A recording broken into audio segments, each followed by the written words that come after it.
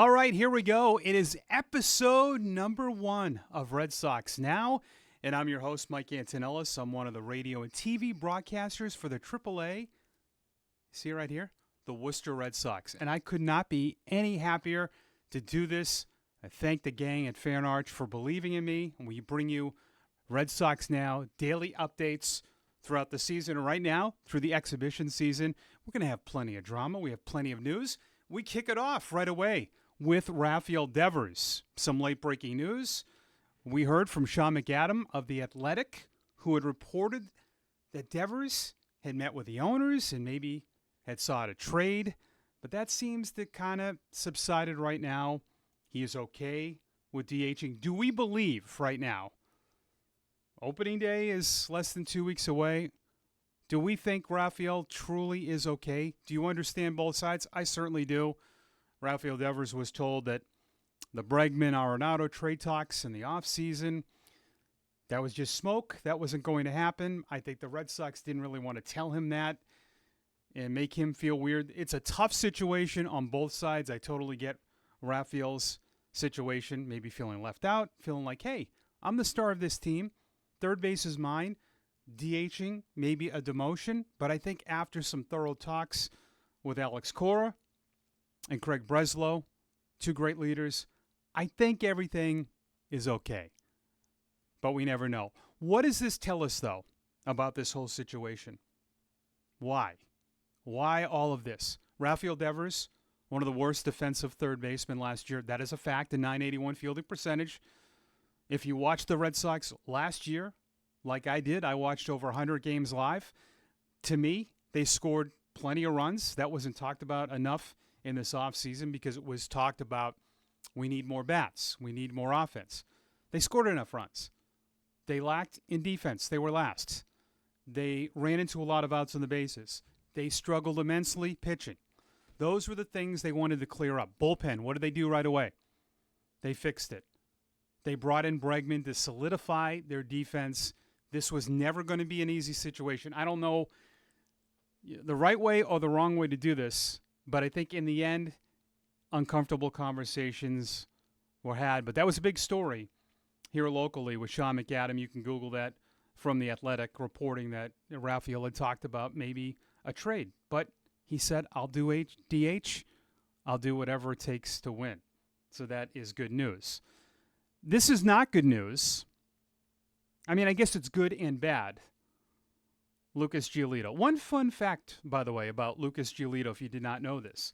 He comes from a Hollywood background. His grandfather, Warren Frost, if you're a big Seinfeld fan, he played the dad of Susan, George's love interest, on Seinfeld. Now, no acting here for Lucas Giolito. He's got a hamstring issue. It's not serious. And how do we know that? He's still throwing. That is a good thing. He will start the season on the injured list. We know that. But the fact that it is a low-grade hamstring injury is really good news. And the fact that he's still throwing is very good news. And also for the Red Sox, what did they do in the offseason? I think they knew some guys would be banged up. We kind of knew and we learned late February, early March about Bayo and Crawford not being right. Crawford will be out for some time. Bayo, it looks like maybe 1 or 2 starts. So the Red Sox with Crochet, which they didn't bring in, that's not a depth piece at all. That is a true, legit number 1 starter. That's why they brought him in. But the fact, if you look behind the top 3, now you have Walker Buehler, who you brought in. That's a pretty good guy to have now that will move up in the rotation. But what are some of those other moves that they did to build their 40-man for depth pieces? Richard Fitz, do we forget where he came from? Came from the Yankees in that Verdugo deal. Could be in that rotation to start the year.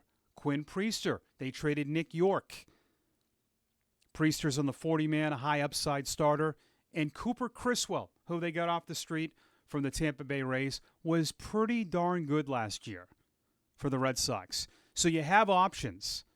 And we never want to see injuries. And people are freaking out because Giolito signed a 2-year deal, and he's been hurt most of it. But the good news is it's not serious, and the fact that he is still throwing is extremely good news. And you'd rather guys have some kind of injuries and hiccups off the bat because you have some guys that are built up. Priester, Fitz, Criswell are all built up, and they'll be able to start. But hopefully, good news for Giolito returns. And by the way, Google his high school. He went to this high school in Hollywood where there are so many famous people. I'll tell you what, the big three are becoming famous. Did you see the latest spring breakout prospect game, which is outstanding? This is something Major League Baseball thought they would do inside of spring training. So what they do is on one night, all of the teams play with their top prospects. Well, you couldn't ask, speaking of Hollywood, for a better script. Roman Anthony, Christian Campbell, and Marcelo Meyer all homered. And what was really funny about this, when Roman Anthony was batting, somebody yelled, "Overrated." And he launched this pitch to right field. You got to Google this highlight and see what Roman Anthony did. And this was against the Rays at the Rays complex at the big league facility. And to see those three guys all homer. So what is the talk? What is the feeling about the big three? A lot of people want them in the big leagues now. They want Rafaela out. They want Abreu out. Think about what kind of message that would send to those guys. Abreu and Rafaela had pretty good first full years in the big leagues. And if you said, all right, well, you know what, Cedon, you knocked in 75 runs, you played gold glove defense and center. Then we asked you to play short when Trevor Story went out in one of the most important positions in the diamond. And he played a high-level shortstop and got better as the season got along, and then say, well, you know what, you're out of here. Next guy up. I don't think the Red Sox would do that. Cedane Rafaela, to me, is a star. Wilyer Abreu, still young. I see a lot of upside. This is a good problem to have. I think Anthony starts the year in AAA.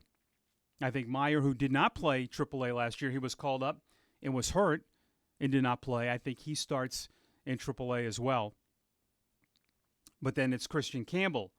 And that leads us to that all-ever second base options. I could not resist the play on words. Is the stage set for David Hamilton to play second base? Why not? Did David Hamilton arrive on the scene last year?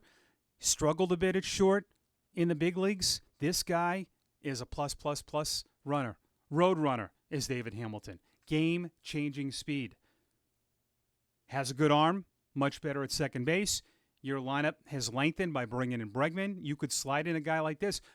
But at the start of all of this, at the beginning of spring training, when we were talking about this position, it was Vaughn Grissom, it was Christian Campbell. Some of you had Campbell above. What about guys like Romy Gonzalez? What about a guy like David Hamilton who played there last year? See, this is a make-or-break year for the Red Sox. You're going to play your best players. You know, for managers, GMs in this game, they don't look at long-term. They look at what is the best for me to win now.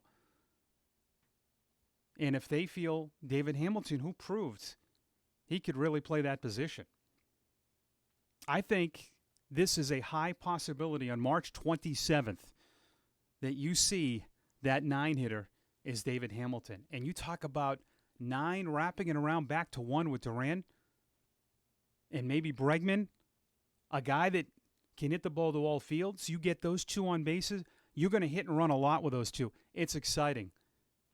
And I do think the stage is set for David Hamilton. The stage is set for Red Sox Now on a daily basis. Mike Antonellis, one of the TV and radio broadcasters for the Worcester Red Sox. Follow me everywhere, but especially on X, this is an original handle, @the Radio Mike. I'm on all social media platforms, TikTok, Instagram, Snapface. No, not Snapface. Twitch.